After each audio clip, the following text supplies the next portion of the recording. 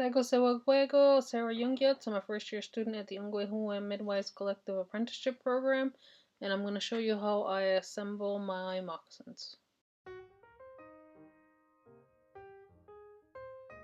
So I like to measure, I'm going to measure my top of here and my middle here, so I know where to line these up. And this is where I'm going to start sewing, and then I'm going to go along this side and then go along this side.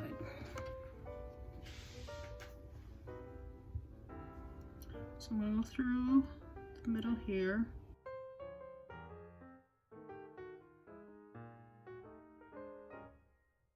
So yeah, this is the hard part.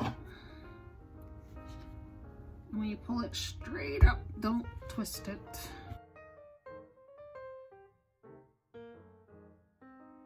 I'm just going to pull one of my threads through. There's my mark. Go through the middle.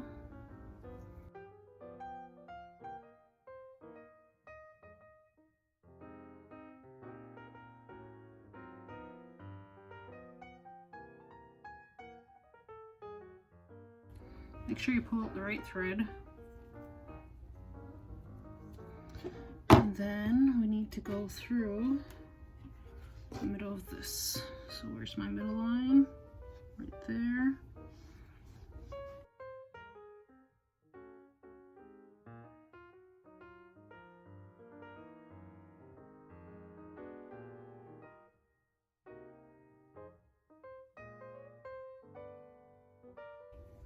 So you should have some kind of contraption like this. For this part, I'm going to find the middle of my two strings and knot it.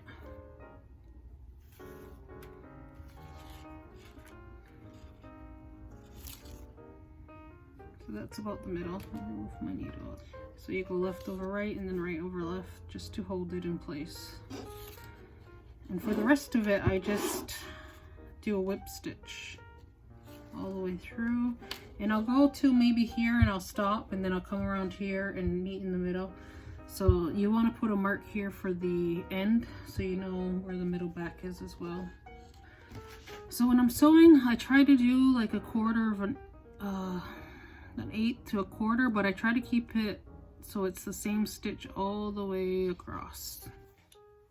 So the easiest way for me to do this is going through one layer at a time, push it through, one layer at a time, push it through,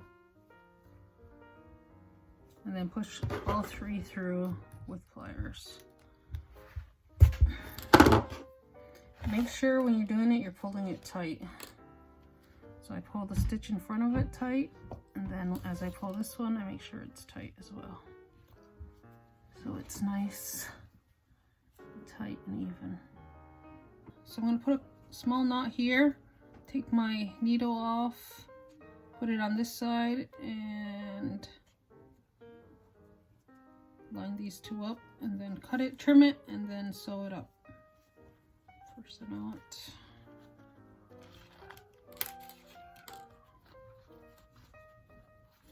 I'm only knotting it too so that it doesn't loosen up while I'm. It's just a little knot. Leave the string because we're going to use it to sew up the back. So you don't want to trim that yet. So I'm just going to whip stitch this one up. After I turn it the right side out.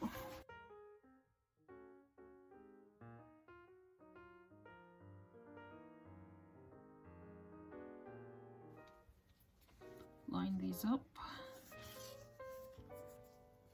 Start stitching.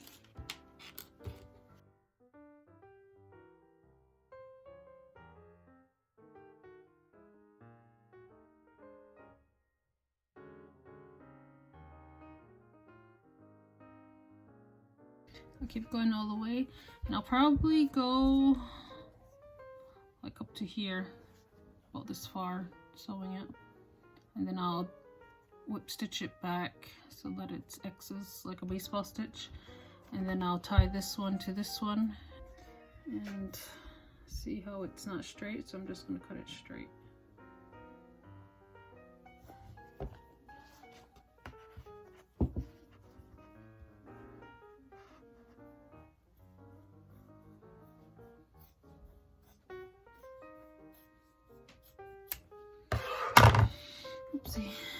same with the other side. Cut it straight across. I decided not to do a square or a circle edge, so I am going to do a chevron shape, I guess, or a forked shape. So I want it in the middle, so I'm going to put this in the middle and mark it.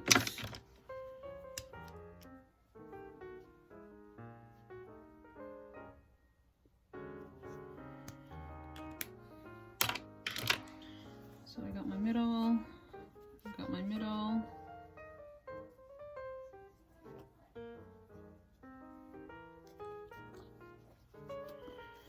And then I'm gonna whip stitch this as well.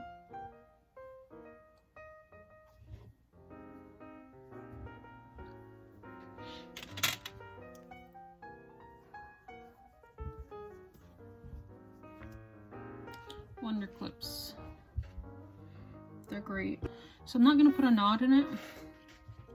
I'm going to tie them together when they're done. So I'm going to start with my string underneath.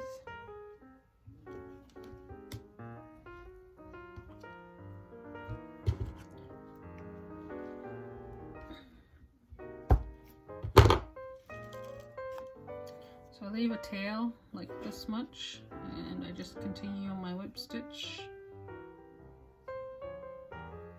doing 1/4 of an inch all the way across. When you're pulling it out, try not to scratch your leather. So I try to pull it out away from my face, so I'm not scratching and cutting my face as well. So I'll start going through this hole.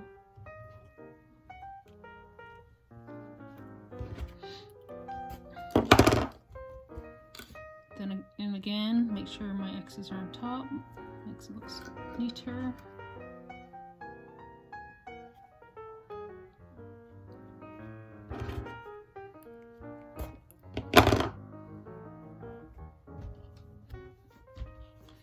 And I'll put this string through, have it come up there, and then I'll knot it. Okay, so I'm going to trim my welts.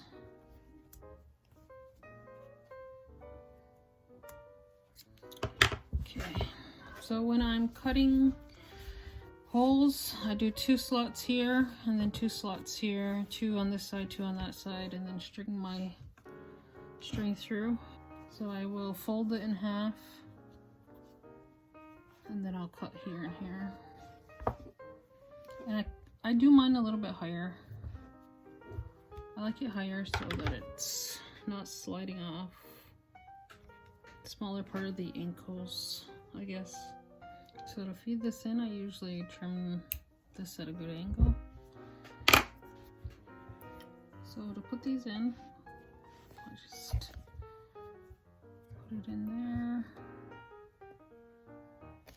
Try to keep it flat so it doesn't twist.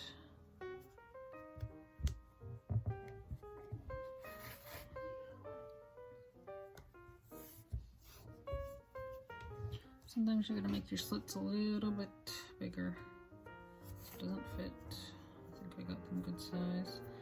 The other thing you could have did was used your leather puncher to make the holes.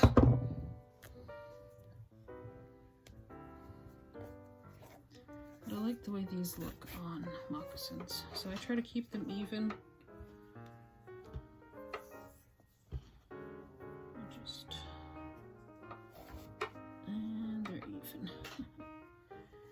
And we're done.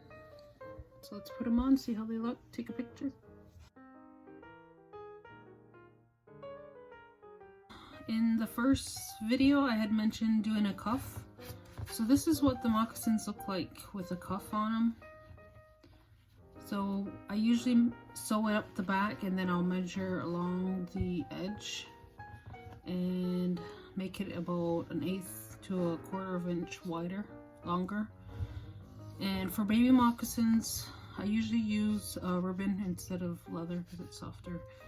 Sometimes I'll put a bell in it, tie the bell in to make sure it doesn't come off if the baby chews on the moccasin. And with the tongue, I usually do an edging beading around the edge. So with these moccasins, they can either be up or down. And if I put them down, then I will put a slit in it to hold the, and as you can see, I glue fabric onto the back of it as well, so that when you're putting the baby's feet in there, they're not getting caught on the ribbon. Because it's for the size of a kid, a toddler, and they're walking, I think I would put interfacing and fabric down as well, and glue it and then sew it on. So it would be like that. So it's the same idea, just with the cuff. Oh no, and y'all for watching.